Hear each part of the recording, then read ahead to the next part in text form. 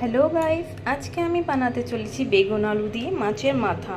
তার জন্য আমি নিয়েছি একটা বেগুন, একটা বড় সাইজের আলু, একটা পেঁয়াজ, একটা কাঁচা লঙ্কা আর একটা বড় টমেটো, যেগুলোকে আমি এরকম করে কেটে রেখে নিয়েছি। এখানে আমি একটা প্যান গরম হতে দিয়েছি, তার মধ্যে আমি দিয়ে দেবো একটু সরষের তেল, আর ওই তেলের মধ্যে আমি দিয়ে দেবো জিরে ফোড়ন। তারপরে আমি দিয়ে দেবো পেঁয়াজ আর কাঁচা লঙ্কা। পেঁয়াজগুলো ভাজানো হয়ে গিয়েছে, ওইটার মধ্যে আমি দিয়ে দেবো বেগুন আর আলুগুলোকে, দিতে একটু ভালো করে এগুলো ভেজে যাক।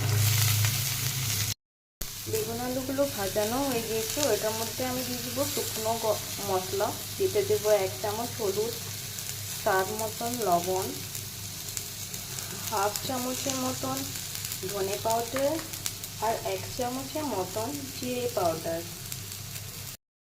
বেগুন আলুটা আমাদের কষানো হয়ে গিয়েছে, এবারে এটার মধ্যে আমি দিয়ে দেবো কাটা রাখানো টমেটো।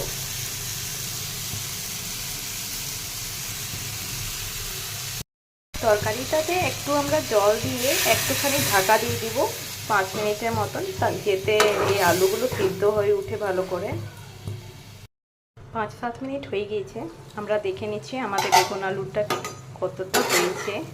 দেখতেই পাচ্ছেন গাইস, আলুটাও সিদ্ধ হয়ে উঠেছে, বেগুনটাও হয়ে গিয়েছে, তরকারিটা তো প্রায় হয়ে এসেছে। এবারে আমি এটার মধ্যে দিয়ে দেবো আমাদের মাছের মাথাগুলো ভেঙে রাখানো, আর এটাকে ভালো করে মিশিয়ে নেব এইভাবে। 2 মিনিটের জন্য এটা ঢাকা দিয়ে দেবো। 2 মিনিট হয়ে গিয়েছে, আমরা দেখে নিচ্ছি। দেখতেই পাচ্ছেন গাইস, কত ভালো করে হয়ে গিয়েছে। এটা আমাদের বেগুন আলু দিয়ে মাছের মাথার রান্না ফিনিশ। জানিও কেমন হয়েছে। Thanks for watching.